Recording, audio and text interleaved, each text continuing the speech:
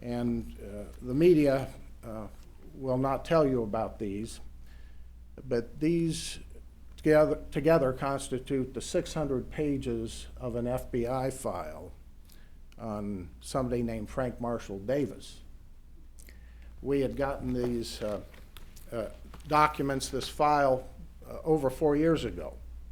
Frank Marshall Davis was Barack Obama's mentor, perhaps more than that, in Hawaii during his crucial growing up years, right before he went off to college for about 7 years of his life.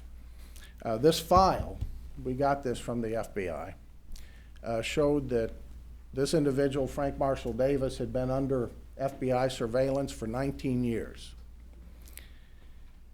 And he was a suspected Soviet agent. He was so important that the FBI said he could be detained in the event of a national emergency. He helped raise Obama during his growing up years in Hawaii. Before Obama went off to college, First Occidental College in California, where, according to the book that his name is on, which Bill Ayers may have helped write, Dreams from My Father, he admits that when he went off to college, he sought out the Marxist professors. Obama, in that book, and remember, his name is on the book, so he claims authorship of it, responsibility for it. Obama referred to Frank Marshall Davis, but only in an indirect, oblique way as just, quote, Frank.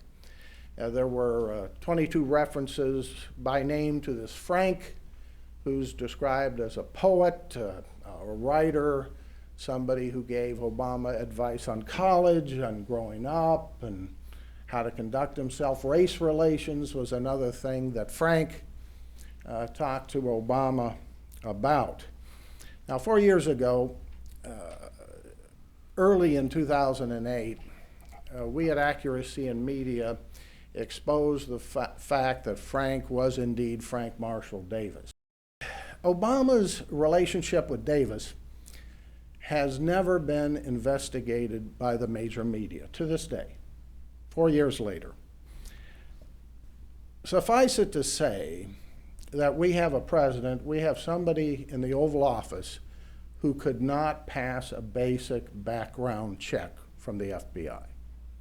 Because the FBI, they've told me, the former agents, that they look into things like character, associates, and loyalty, and they have really a test to examine whether somebody has the associates, has the loyalty, etc., that might disqualify them from a federal job. Now, the loophole in our system, as we've come to understand, is that there is no background check for candidates for federal office, including the presidency of the United States. Now, over the last 4 years, we've tried through articles, columns, news briefings, films, all kinds of things to get out the story about Frank Marshall Davis so that the media, we were hoping, would finally ask the president about these questions. I don't think they have the same kind of gripes that we have because they are dominating the media, even with the proliferation of alternative news and information outlets. Plus, they have their own conspiracies, if you will, one of them being the journalist conspiracy, where it was later discovered by Breitbart and the Daily Caller that liberals in the media were actually coordinating, planning together how to prepare their stories. So I think what they do is simply use Soros-funded groups like Media Matters and people like Dana Milbank of the Washington Post to attack us in advance in order to alert the media that, hey, don't take those people seriously. You don't want to be associated with them, do you? And it gets so dishonest, but these people are not embarrassed by anything because they are so committed to the reelection of Barack Obama.